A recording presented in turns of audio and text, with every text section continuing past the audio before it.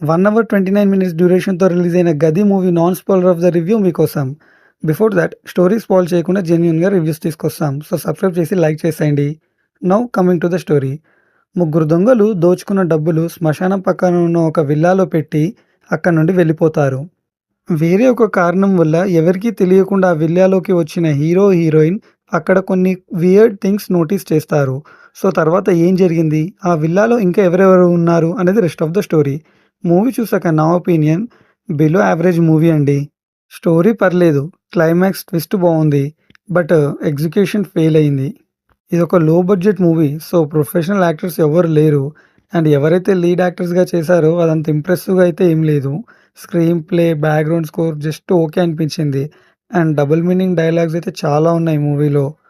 So only ఈ movie climax twist కోసం watchable అండి. అండ్ అలాంటి ట్విస్ట్‌లు కూడా మనం చాలా మూవీస్‌లో చూసాం ఇదివరకు.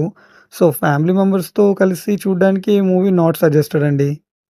అండ్ నేను ఈ మూవీకి ఇచ్చే rating 2.3 stars out of 5. Story spoil చేయకుండా జెన్యూన్‌గా రివ్యూస్ తీసుకొస్తాం. సో సబ్స్క్రైబ్ చేసి లైక్ చేసేయండి. Thank you for watching.